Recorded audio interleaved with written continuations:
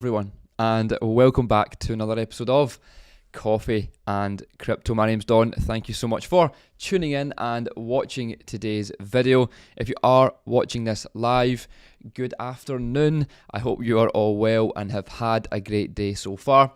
I have good news, I have interesting news, and well, I have a lot of news to get through today. So yeah, sit back, relax, get comfortable and ready for today's episode. Now, first things first, before we jump into, of course, the prices and the news, if you haven't already joined our CC Pro Discord community, then you can see on your screen right now, there's a link in today's description to go check that out, read more in detail to what we can actually provide and help you out with on your crypto journey. But first things first, as I always do with Coffee and Crypto is, well, we look at the prices. Now, top 10 isn't looking too bad, actually. We have seen some action the past 24 hours. Not a great deal, but we are seeing some positive green price action, which is, well, maybe that's why I have a green hoodie on today. Bitcoin then, currently sitting at just above $27,000. We then have Ethereum at $1,672.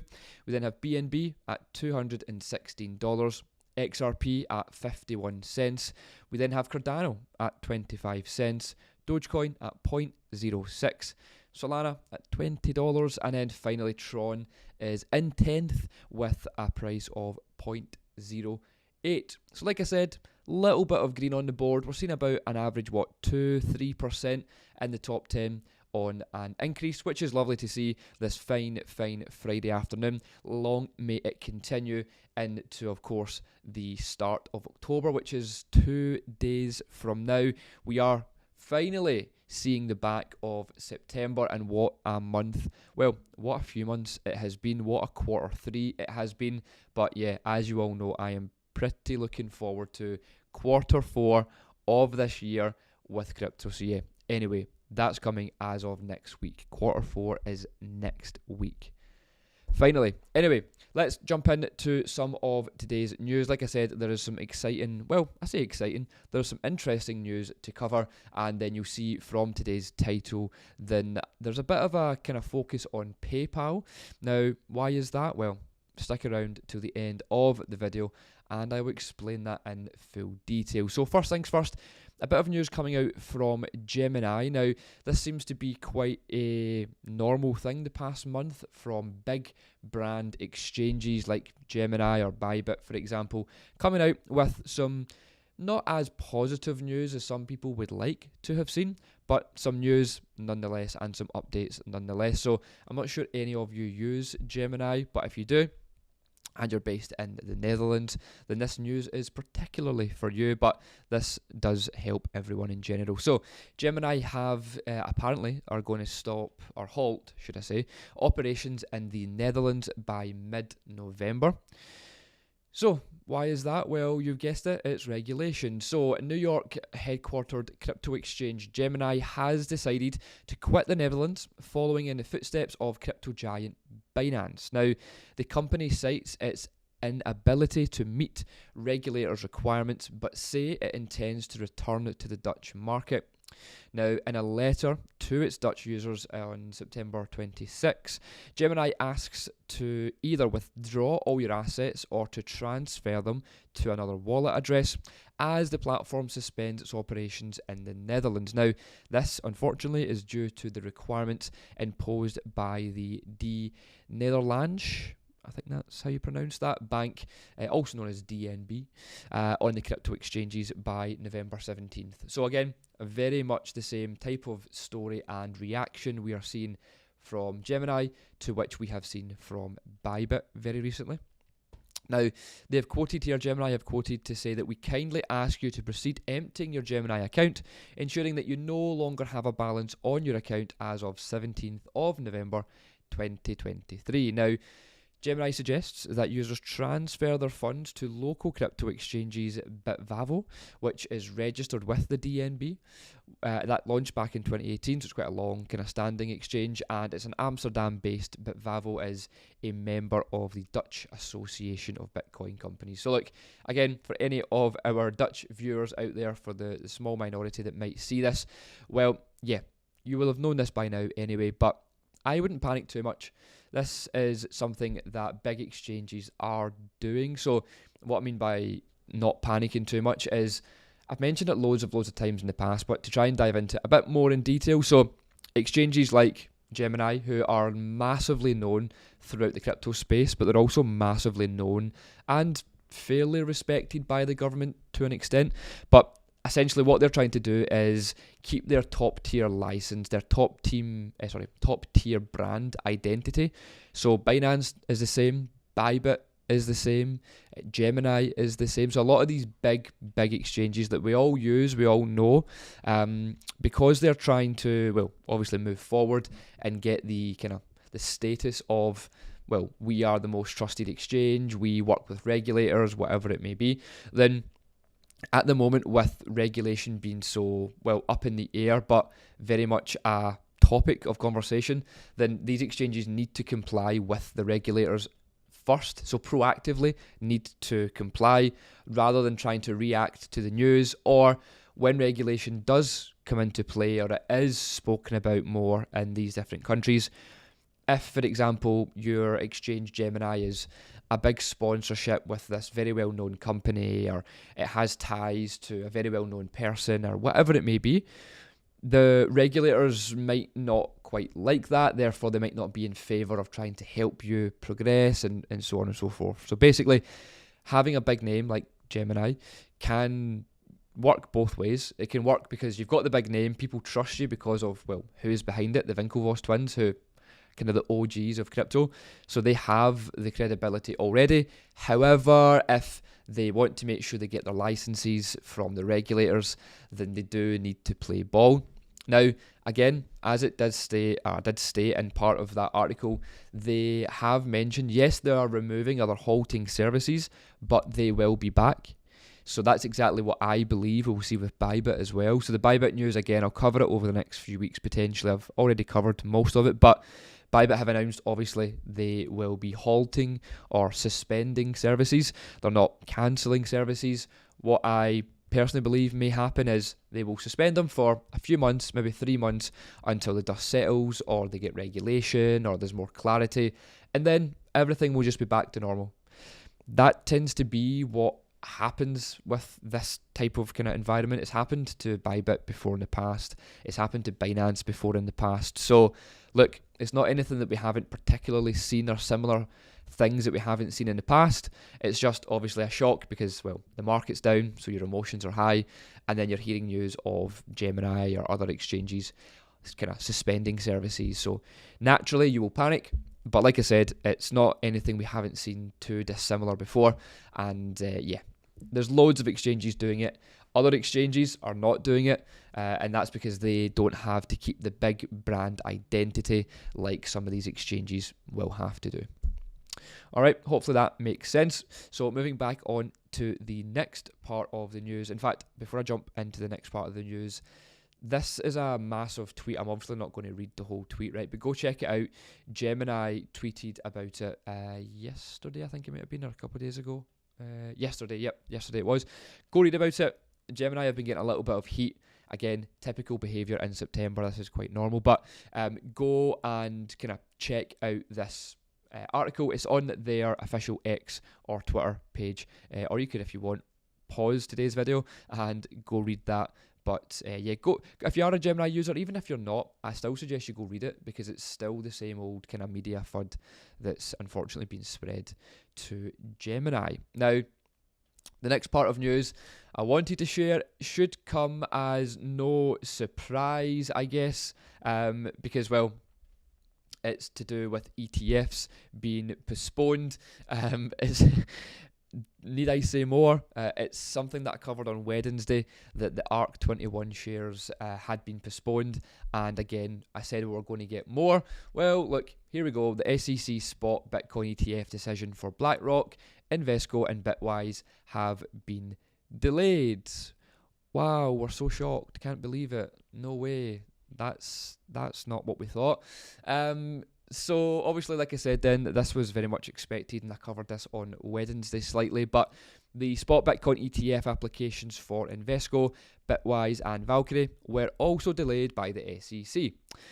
According to a separate September 28th filing, while Bloomberg's ETF analyst was expecting the applications from Fidelity, VanEck and WisdomTree to also be pushed back from regulators. So, look, I don't want to spend too much time on this because it's not, I would say, any new news, something that I've been telling you about for months now. But again, just for clarity, just for confirmation, we have now seen the delay come in for another 3 of the Bitcoin spot ETFs. Now again, I'm working to a schedule of around February, March, potentially into April for any of this to either be finally accepted or denied.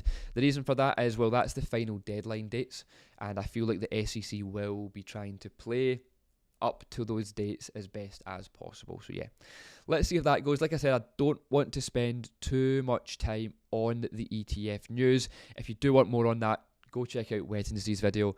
Go check out loads of videos on the channel that I've covered about ETFs. But yeah, the news is confirmed. There's another pause to the ETF decision because the SEC want more time. Now, does that also sound familiar to anyone? The SEC want more time to investigate. Yes, so if you have been following the Ripple versus Ripple versus SEC lawsuit, you'll know that all too familiar. The SEC love to ask for more time and make everything a very drawn out process. And once again, this is no different. And it's exactly why I believe they will continue and continue and continue to draw this ETF process out. But anyway, moving on to the first part of PayPal news. So, like I said from today's description and thumbnail, PayPal is a little bit of a focus for today's video. So, the first point being that PayPal have applied for an NFT marketplace patent for on or off-chain asset trading. Now, why is this important? Well, again, PayPal have a humongous user base of active users and already people who have signed up. They don't need to kind of acquire new customers. Technically, they could if they wanted to, but they already have a huge user base. Therefore, them being in the crypto space is huge. Again, how many times did I say huge there? But anyway, the news being that PayPal made major progress towards creating its own blockchain ecosystem by filing a patent application for a non-fungible token purchase and transfer system. Now, the application, which was filed in March and then published on September 21st, describes a means of carrying out transactions with NFTs, both on-chain and off-chain, more importantly. Now, the patent application, of which is still pending, obviously, describes a system where users can buy and sell NFTs through a third-party service provider. The provider is not specified yet, although it is through Ethereum, as it's been mentioned. PayPal have envisioned using the full potential of NFTs for tokenization and going far beyond the exchange of electronic collectibles. Now, this is partly why I'm also wanting to cover this news, because you know, hopefully by now you've followed us for long enough, you know my opinion on non-fungible tokens technology. NFT art, the digital art, that's fine. We've seen the craze. That's, in my opinion, kind of over now. But hopefully now we'll start to see the actual true use case and meaning behind non-fungible tokens be used in terms of tokenization, tickets, food chains, you name it. NFTs can pretty much solve it. So yeah, hopefully now with PayPal jumping on board and respecting what can come from the NFT space, we will see a bit of a pickup with other things out with the electronic collectibles. Now, PayPal has said here, the NFT in this example may represent any unique piece of digital data that can be tracked using a decentralized blockchain ledger. Examples of such assets include digital images and videos, music, collectibles, and other digital art, along with the deeds to personal property, which again is quite a big one, event tickets, as I've already mentioned, legal documents, and other real-world items. So yeah, how many of you knew that NFTs do all of the things here highlighted and all of the things that I've just spoke about, other than just pictures of monkeys and whatever else went crazy with NFT hype in 2021. But yeah, like I said, NFTs are super important. The technology is super important, and I'm big on this. I believe that PayPal are going to help lead the kind of, I guess, the use case for most of this because of the user base that they already have. So yeah, actually, in my opinion, this is a good thing for crypto. However, PayPal and crypto, it's not fully decentralized. They potentially own your tokens and whatnot, but that's a whole different conversation. That's why I'm for it, because it's great for kind of driving the use case, but at the same time, the actual decentralizedness of my investment strategies and stuff doesn't quite get me on board with PayPal all that much. I wouldn't personally, in my opinion, do any kind of exchange. I wouldn't buy Bitcoin on PayPal personally, but I know a lot of people will be doing that because of the convenience, the trust, the credibility, and that's obviously what their opinion and what their choices are. So yeah, that's the first part of the PayPal news. What do you think of that? Is it a big, great change? Do you think that it's a good thing for crypto, a bad thing for crypto? And do you think that PayPal, are going to help push and drive the next kind of cycle with, I guess, their user base? I think they've got something like 350 million. I don't know if it's actually on this article. No, it's not. I'm sure it's something like 350 million users PayPal have, something crazy. So yeah, imagine even just a few percentage of that actually got on board with crypto, and yeah, it would be quite nice. But anyway, moving on to the other part of the PayPal news, which I'm not overly bullish on, shall we say. Now, you all know my opinion on the Crypto.com exchange. Now, it says here in the news that Crypto.com are to become the preferred exchange for PayPal's USD. So we all know that's a stable coin that they launched a month or so ago. So, Singapore-based exchange Crypto.com has partnered with PayPal and Paxos to become the preferred kind of exchange for PayPal's USD stablecoin. Interesting. So, according to the press release, now this was yesterday, Crypto.com currently possesses the deepest liquidity for PYUSD trading pairs globally. The exchange has listed PYUSD for retail and institutional users, with trading features coming soon. Now, this moves builds on PayPal and Crypto.com's previous partnership, such as an option to use PayPal to top up the Crypto.com Visa card. So, this isn't a new partnership or a new friendship. They have always, known each other and worked together, so that, I guess, naturally makes sense why they are now potentially working together again. Now, in his commentary, this guy, Joe Anzures, the Senior Vice President of the Americas and Global Head Payment of Partnerships at Crypto.com, that was a very long, drawn-out title, called Paxos. Now, he says a market-leading issuer of stablecoins and has expressed the company's excitement about the collaboration. So again, he's speaking about Paxos there. Now, this is a quote from him, connecting our more than 80 million users to the latest crypto innovations, as well as supporting PayPal's global network of consumers and merchants, will be pivotal in our continued pursuit of crypto to every wallet. Pretty bullish statement. I guess I'm on board with that, pretty bullish. But PayPal launched the stablecoin, like I said, a few months ago back in August, and it's a US dollar stablecoin which is pegged to the US dollar. There's multiple stablecoins out there: USDT, USDC, BUSD. That's the main kind of three, I would say. But PayPal now have PYUSD. So let's see how it goes. I've spoken about it a few times on the Coffee and Crypto episodes and my opinions on that and what I think PayPal are trying to do by launching it in a bear market, in terms of they're trying to just build the credibility now over the next kind of 12 months to then hopefully by then have built up enough user base, enough liquidity, and have kind of fixed out or ironed out any issues that they may have come up against. And yeah, let's just see where PYUSD, which is obviously their stable coin, actually goes in the next few years. But like I said, the whole point of the I guess the reason why I wanted to speak about this is Crypto.com have had an interesting couple of years. They are huge, don't get me wrong, one of the big names in crypto.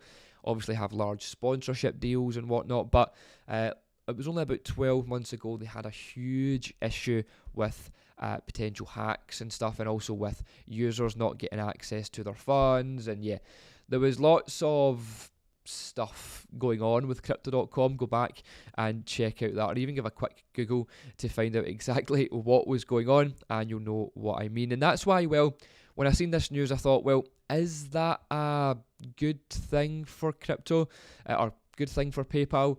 I'll let you be the judge of that. Now, it is, again, still positive, still bullish, still great to see these partnerships being made, and it's exactly what I would want to see from PayPal, and it's exactly what I said we need to see from PayPal, is these partnerships happening throughout the bear markets. No matter how the prices are, exchanges and companies that continue to try and lock in these partnerships will inevitably, in my opinion, do really, really well when it comes to, you know, bull market times in a year, maybe less, but maybe a year's time, when things start to kind of look a bit more bright for crypto. So yeah, that's all that I wanted to kind of cover with the PayPal news, and all that I had to cover for today's episode of Coffee and Crypto. Bit of a shorter one today. Hope you're all having a great day so far. It is lunchtime on a Friday, so I'm assuming you're having a good day if you are managing to get a bit of a break from your work or your schedule or whatever it may be. If you do want anything else from me over the weekend, of course, I'm available in Discord at all times. So yeah, click the link below if you are wanting to chat further, get involved. Like I said, this is the last episode of Coffee and Crypto in quarter 3.